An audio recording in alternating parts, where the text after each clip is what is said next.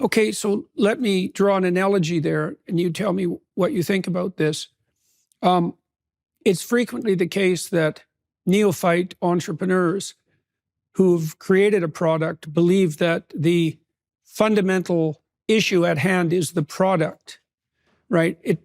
When I started selling things into the marketplace, I suffered from the delusion that it was 85% product and 10% administration and 5% marketing and sales. And that was like exactly backwards.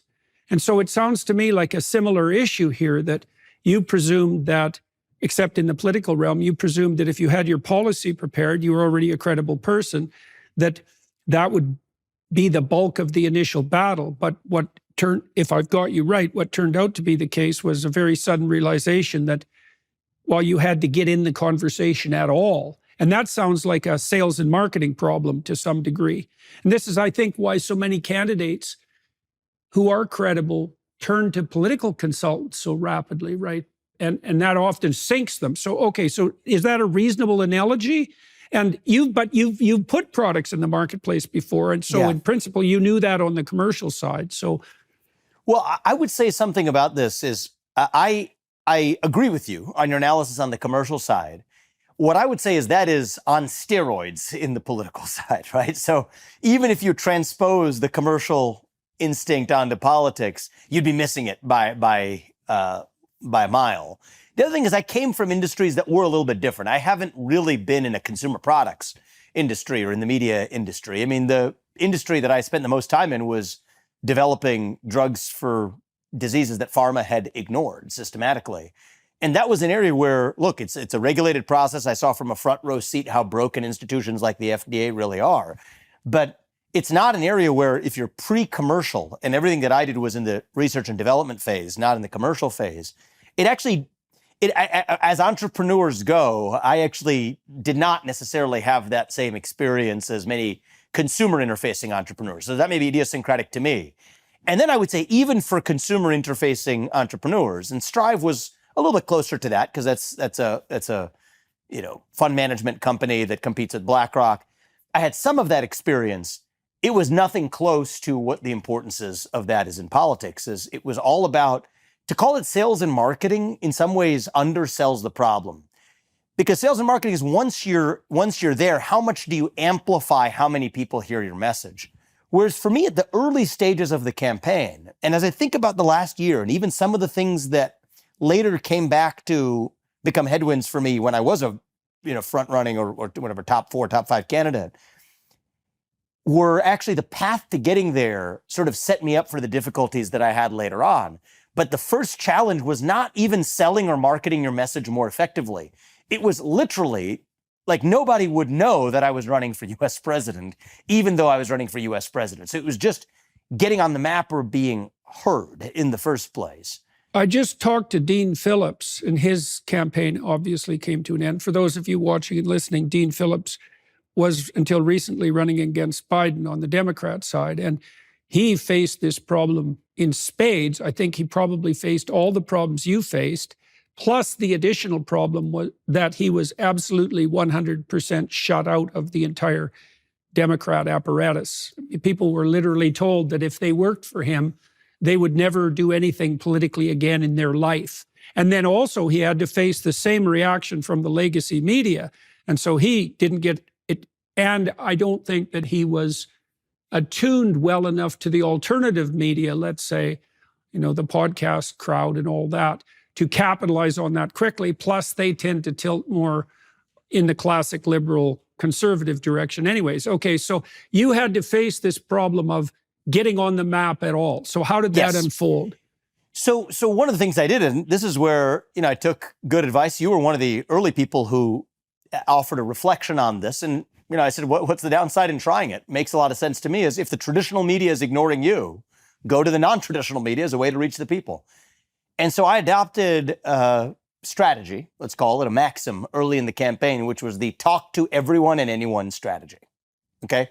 Left, right, center, cable news, non-cable news, print media, small-time media, local media, individuals walking on the street recording it and putting it on social media. I wore, I'm wearing a little camera, or I'm wearing a little, a little microphone right now. I wore a microphone pretty much everywhere I went. We just clipped the conversations and put it out. Now, my social media following was a lot smaller than it ended up being at the end of the campaign, but still, that was just a way of putting out my message into the world. And what we started to notice was, most of those things would get relatively small reach, but in a few instances, there were a lot of interactions where people actually began to take interest, to say, wait a minute, that's an interaction of a kind that I haven't seen before. That's interesting to me. Some of them were not necessarily casting me in the most flattering light. I might not have looked good, right? Just even visually. The things that I would have said were sometimes a little bit unscripted, may not have been said as eloquently as I might have prepared for in a speech or a TV interview. But that was actually part of what made it appealing.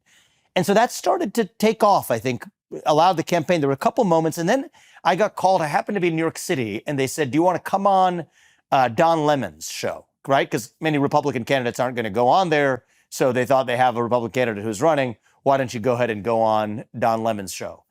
We had a kind of interaction where this man went haywire. I had just given a speech at the NRA meeting, and he picked on one particular thing that I said, which is a fact of history, that Black Americans in the United States did not get to enjoy their civil rights until they actually had their Second Amendment rights. And the first anti-gun laws that were passed in the United States were designed to keep guns out of the hands of Black Americans. And that was part of a broader historical trend where even countries like China or Iran or other countries around the world that claim to offer the same Bill of Rights that the U.S. offers don't have a Second Amendment.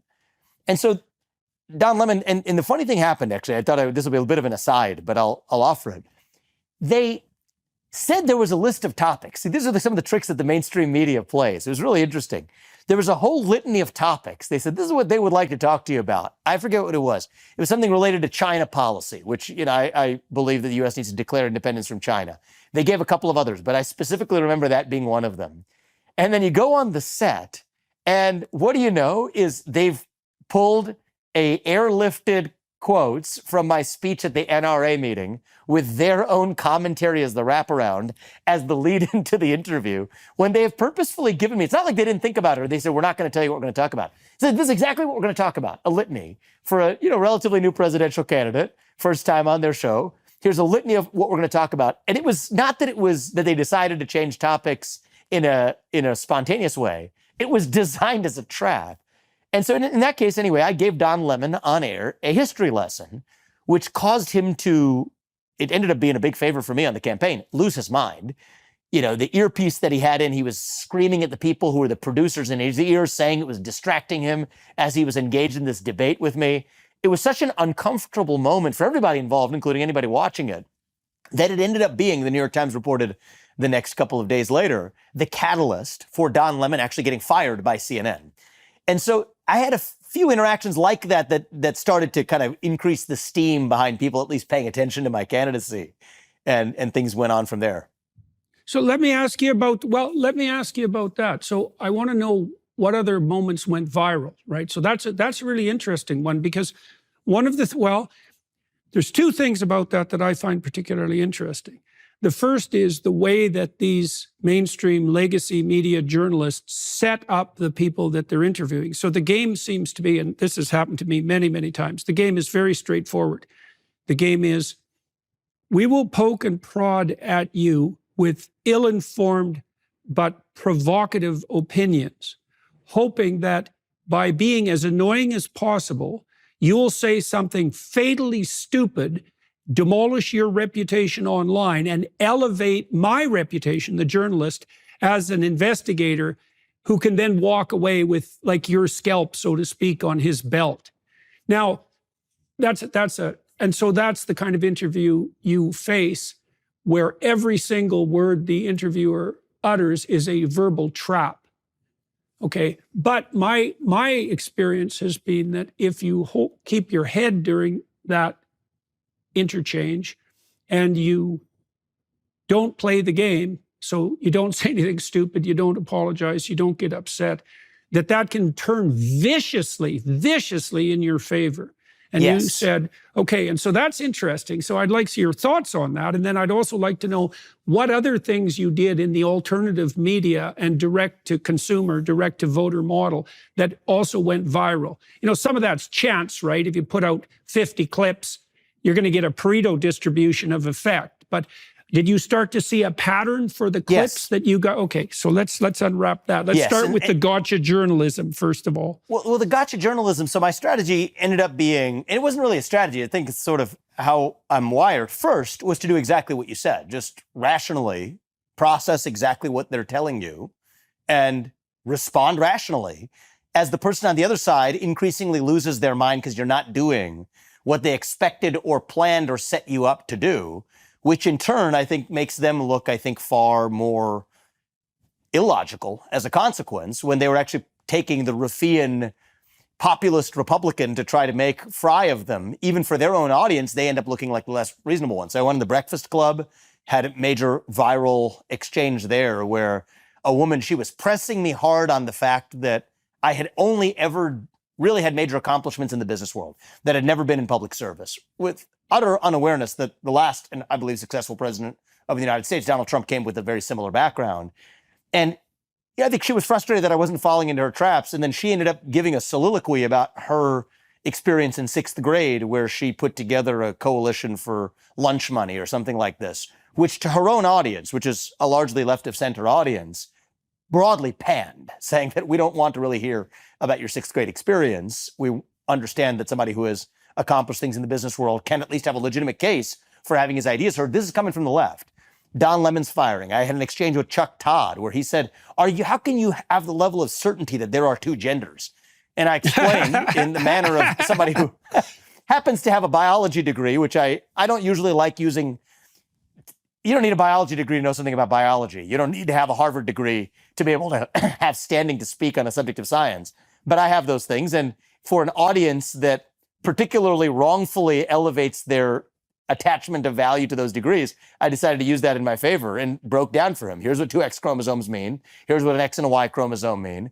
And that exchange went viral as well. And I think this one was more by chance, but he quickly was no longer on the air at Meet the Press, which was his main show shortly after I had done the same thing with Don Lemon, shortly after we had exchanges like that at the Breakfast Club.